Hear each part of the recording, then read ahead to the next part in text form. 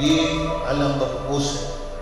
Iriyagan ni King kamangitan ni Ginoong Yesu Kristo manang. Amabiyem po magari kami. King kami naman ni Espiritu na tumuking mga Diyos magkapatid. Amen.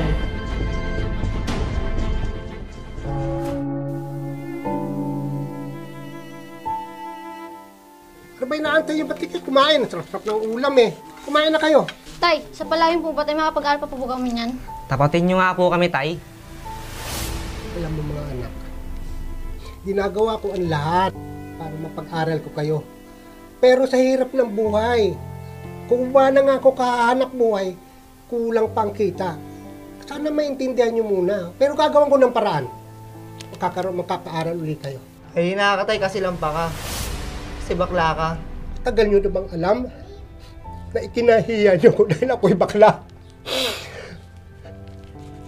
Yung nabubuhay pang ina nyo, sinakripisyo ko lahat pagpalaki sa inyo. Yung pa isusukli nyo sa akin. Oo, tama ka. Ikinakaya ka namin bilang isang ama. At gusto namin umalis sa pamamahay na ito dahil kinakaya ka namin. Tama, nakakaya ka. Kasi madalas na kayong pinagtutuksuhan ng mga kapitbahay natin. Dahil sa'yo kasi bakla ka. Walang hiya kayo! Lumayas kayo sa pamamahay ko, nakabukas ang pinto! Hindi ko kayo pipigilan! Lumayas kayo!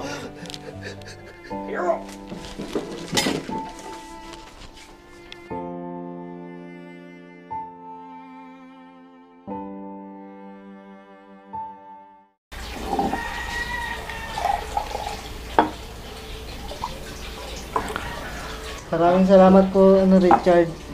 Kasi pinatuloy mo kami sa iyong bahay. Walang problema yon. Open na open ang bahay namin sa inyo. Lalo pa kayong magkakapatid. Nag-away kasi kami ng aking ama. Okay, paparoon mawawala din ang galit ng inyong ama sa inyo. Oo nga, Kuya Richard. Maraming salamat. Kapag kami nakapag-ipon, mabawi rin po kami sa inyo.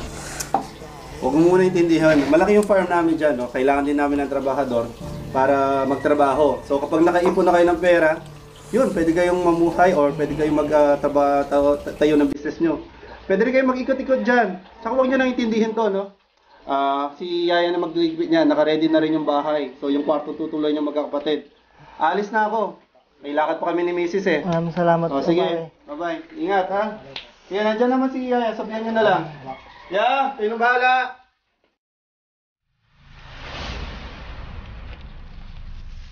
Oh, anong nangyari? O kayo po pala, Lolo Paul. Medyo nakain naman po si Kuya. Ganun ba? Alam ko may problema kayo. Pwede ba kung pwede mag-usap tayo bukas, pumunta kayo sa bahay. Sige Ayos po, ba? sige po, Lolo Paul. Pupunta po kaming 3 bukas. Saan ko Sige po. Hindi salita yan Opo. Okay, good. Tama Alalayan yung kuya nyo. Naglalasing, hindi naman kaya. Lolo Paul, nandito na po kami. Magandang araw po. Kayo pala, tuloy na kayo.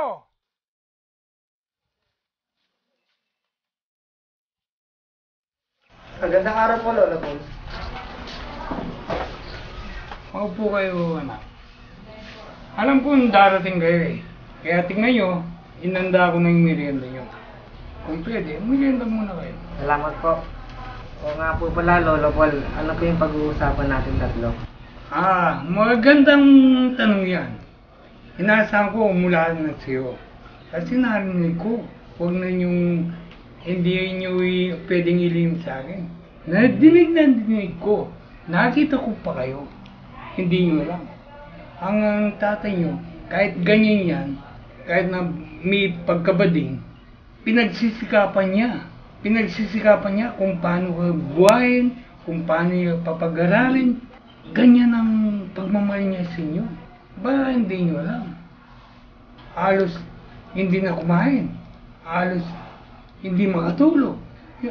Kilala kong tatay niyo eh. Ewan ko kung hindi nyo kilala, habang buhay ang tatay nyo, pakita nyo ang pagmamahal nyo. Darating araw, magiging padre de pamilya kayo, mayaran yan. Pagsikapan, tingnan nyo kung anong paghirap niya. Matanda na. Tingnan mo. Parang Yul Brainer eh. Nakita mo ba? magkapang matanda sa akin eh. Nakakatuwa ba yun? Hindi po. Pumuntin na nga lang ang kapatid mo. Ako kausap mo. Okay lang? Pasensya na. Kung hindi ko sinasabi, ang musika sa akin, yung ibang tao, hindi ko pwedeng sabihin mabait ako. Kung pwede lang, kung magsimba tayo. Opo. Kasi nagdadasal ako eh. Ayaw ko nang pakita sa inyo. Sa linggo, kung may oras kayo. Opo, Lolo po, magisimba po kami sa linggo. Mauna na po kami. Maraming salamat po, Lolo. Salamat po. Salamat. Tay, mano po tay? Maupo ka. Salamat Hindi po. ka man lang nagpasabi. Darating ka pala. Okay lang tay. Kaya naman, tsaka nandito na po ako. Good. Kumusta naman ang buhay? Sundalo. Ayos naman dun tay sa Palawan, wala naman pong problema. Namiss ko lang kayo, tsaka si nanay. Tay, makikituloy ako ng ilang araw dito. Pwede po ba? Good. Kamo, kumusta ang buhay? May pamilya ka na o wala pa? Meron na tay, nag-asawa na ako. Oh, good. Kaso tay, Ano? problema, yung ginawa ni nanay, yung ginawa ng asawa ko. Ha? Ikaw naman, huwag ka naman magbiro. Totoo yun tay. Ganun ba? Opo. Magama nga tayo. Kaya hanggat mari, ayaw kong mabanggit ng nanay mo. Maliit ka pa lang. Iniwanan ka na sa akin. Opo tay. Yun lang masakit sa akin. Mabuti ikaw sa palagi ko. Medyo pahinga ka muna. Pagod ka eh. Sige po tay. Salamat.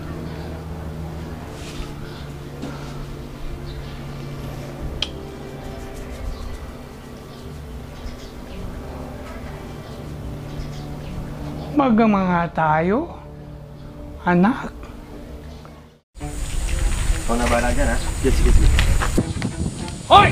Bawal yan! Baka hindi nyo lang kung ano yan. Alam ka! Alam dyan, Lolo Paul. Huwag nyo! Ay! Pinabastos yung nanay ko, ha? Talo ko! Tay, dali natin doon sa... Dapat man! Mga sila sa buhay nila! Kabata-bata! Nagdadrat!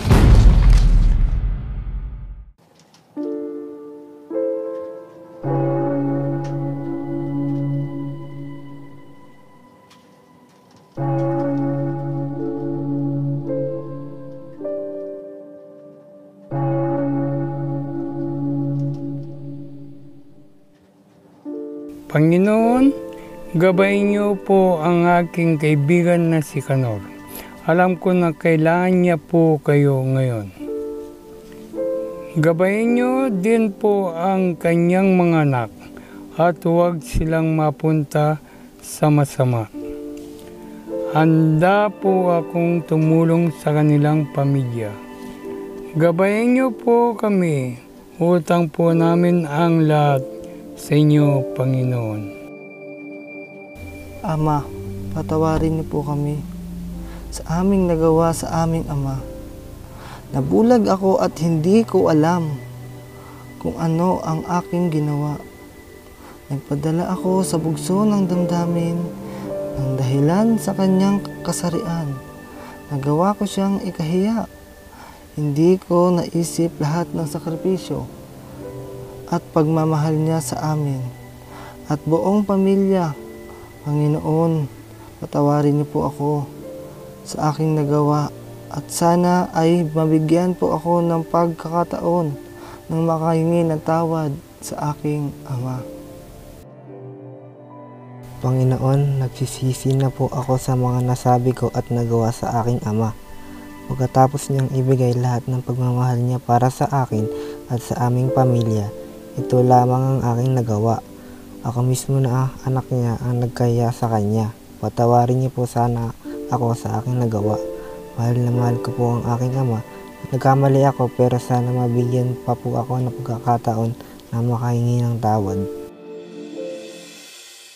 Panginoon ko, ako po ay labis na nag-aalala sa aking mga anak. Sana po ay mapatawad mo po sila. Hindi po nila alam ang kanilang ginagawa. Alam kong nang dahil sa akin, kaya sila nagkakaganoon. Sana po ay mapatawad niyo po ako At sana po ay gabayan niyo po sila at na huwag silang mapunta sa masama.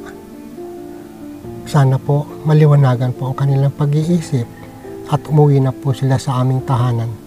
Panginoon, bigyan niyo po ako ng lakas loob na magpatuloy. Palagi ko po silang tatanggapin sa kanilang pagbabalik. Mahal na mahal ko po ang aking mga anak.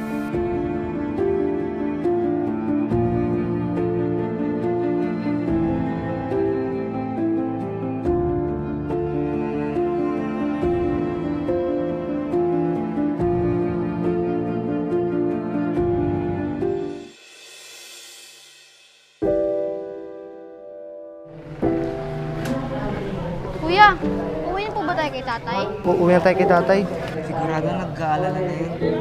Oo, kasi may nasabi rin tayo hindi maganda sa kanya. So, uwi na tayo. Na, uwi na tayo.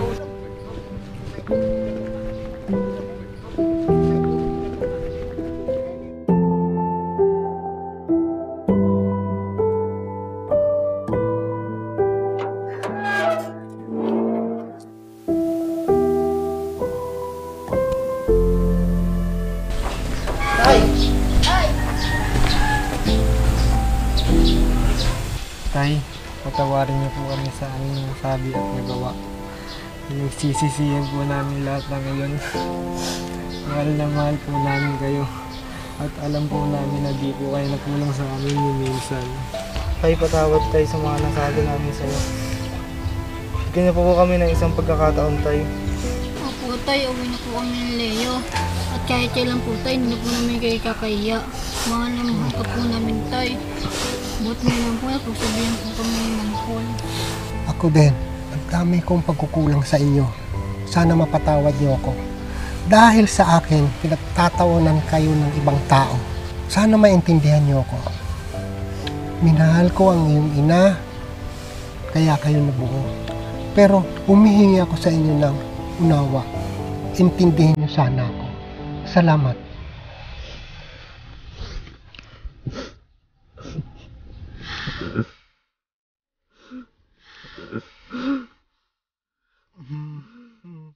Ay, salamat. Yan ang gusto ko. Masaya ang pamilya. Marami pong salamat, Mang Paul. At nakumbinsi niyong umuwi ang aking mga anak. Hindi ko po alam kung paano ako makakabawi sa inyo. Hindi na kailangan. Kung pwede, sana tanggapin mo ito bilang tulong ko. Para baka sakaling makapag-aral sila, makatuloy sa pag-aral nila. Salamat po, Mang Paul. Malaking bagay po ito sa makakapag-aral uli ang mga anak ko. Salamat po. Salamat. Maraming salamat po, Lolo Paul.